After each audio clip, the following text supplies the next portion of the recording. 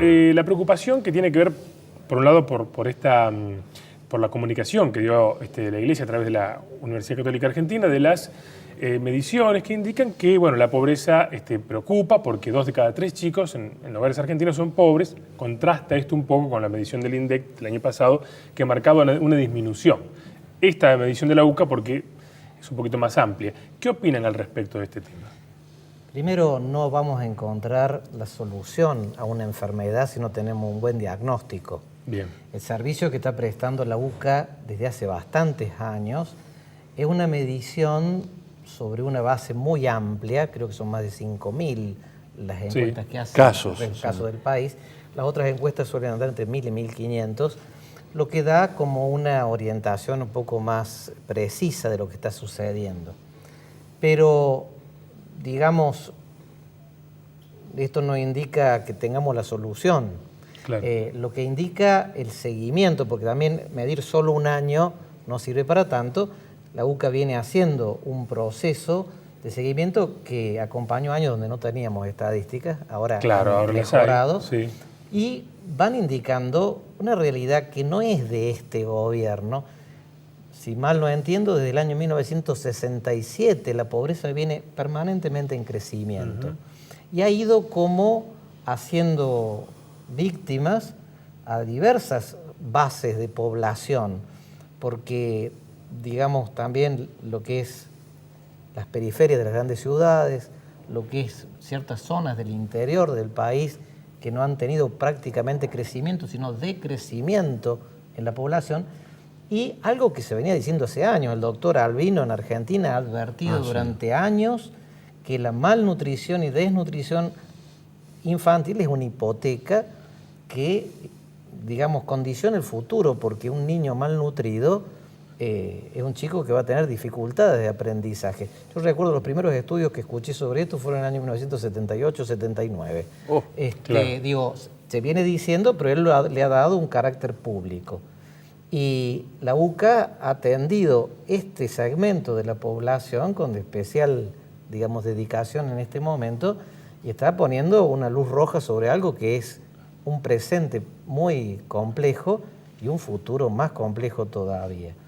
El tema que tenemos que hacernos cargo es que en un país donde no tiramos todos para el mismo lado, nunca vamos a superar la pobreza. La pobreza, creo que mencionabas algo hace un momento, no se va a solucionar por obras mágicas ni por un instante, sino asumiendo, me acuerdo que se decía ya en el 2010 por parte de la Iglesia, en un documento que se llama de Habitante Ciudadano, necesitamos hacer políticas de Estado y también contagiar un mayor sentido patriótico. Digo esto porque gran parte de la crisis argentina es la desconfianza. Eso lo miden incluso quienes nos dan créditos desde el exterior, que nos ponen tasas más altas que a otros países que tal vez objetivamente tienen mucho menos recursos, pero porque no creen en la fidelidad de los argentinos a los compromisos que hacen. Entonces la tasa de los créditos que recibimos son altísimas. Y si tenemos tantos ciudadanos que, por ejemplo, estos días hemos visto la crisis del dólar, tiene que ver con una falta de confianza, con gente que lleva recursos al exterior, con especulación financiera, en vez de una inversión en un país que no carece de recursos. Un detalle, algún analista, un premio Nobel de Economía decía que en los años 30, la crisis del 30, tuvo que ver con la guerra mundial, con la primera y la segunda que se estaba gestando. Las crisis financieras del mundo de hoy no son fruto ni de un cataclismo ni de una guerra mundial, sino de problemas éticos, de una falta de conciencia ética de la economía al servicio de la persona, de la economía al servicio del bien común. Y digo una cosa que no es nueva, tal vez está en la raíz de la crisis argentina. Escuchaba hace un ratito lo de este foro de la literatura y la cultura, Feria del Libro. La Feria del Libro.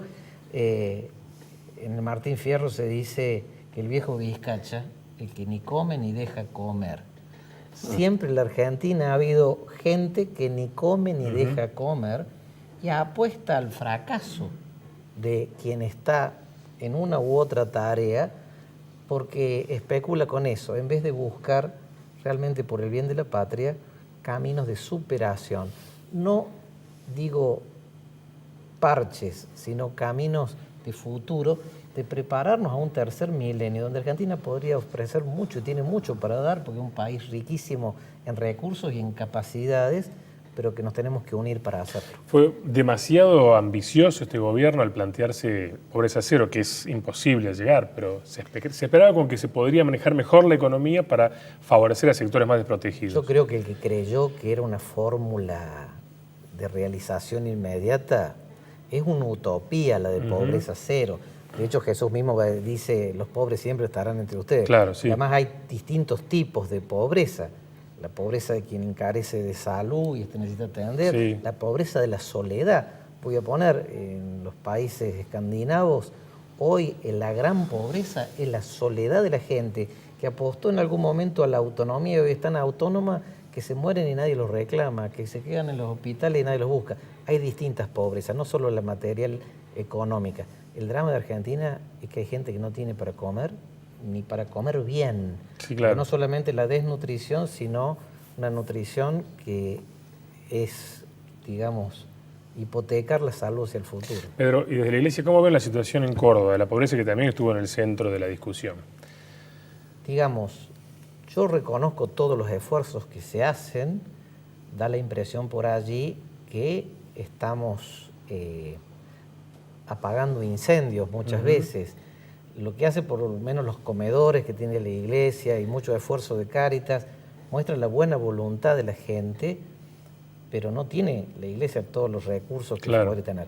Yo recuerdo que antes de las elecciones, para decir 3 años atrás, algunos organismos eclesiales junto con el arzobispo de Córdoba convocaron a todos los analistas, desde la universidad hasta la Bolsa de Comercio Liberal, para ver cómo Córdoba, aún en condiciones desfavorables respecto a las pautas del país, podía superar muchas de sus pobrezas. Por ejemplo, recuerdo un análisis de todo lo que es el norte de la provincia, la difícil producción de recursos allí.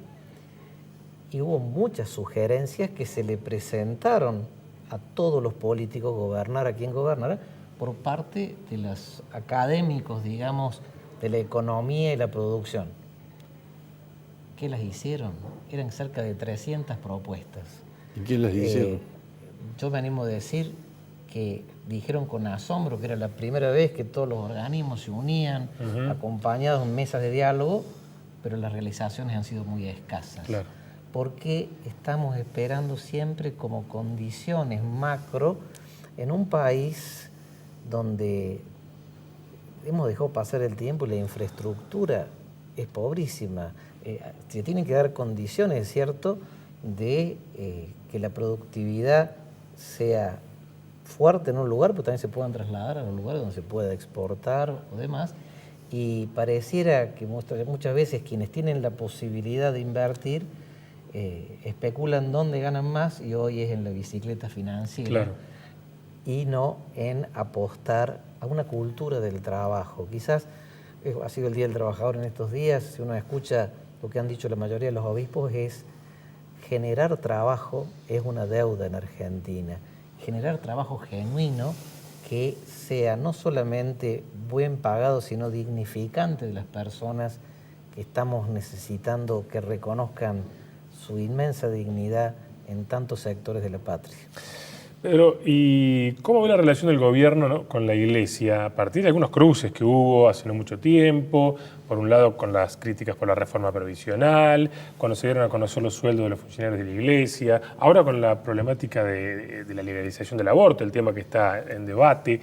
¿Cómo ve esa relación entre la Iglesia y el gobierno? El Evangelio siempre tiene una dimensión crítica. De hecho, cuando hacemos un examen de conciencia al Evangelio, nos estamos criticando a nosotros mismos para tratar de ser mejores. La función crítica de la Iglesia tiene que estar. Siempre, sí. Y uno, si no corrige a los amigos, sería triste que solo nos digan las cosas los enemigos. Digo, en este momento hay un clima de diálogo y un clima positivo con todas las instancias del gobierno. El tema es que tenemos que pasar del dicho al hecho. Claro. Se decía pasar de habitante a ciudadano, de reclamar solo derechos y asumir compromisos. Un país donde solo el 40% de la gente trabaja en blanco y es la que contribuye, no es sostenible.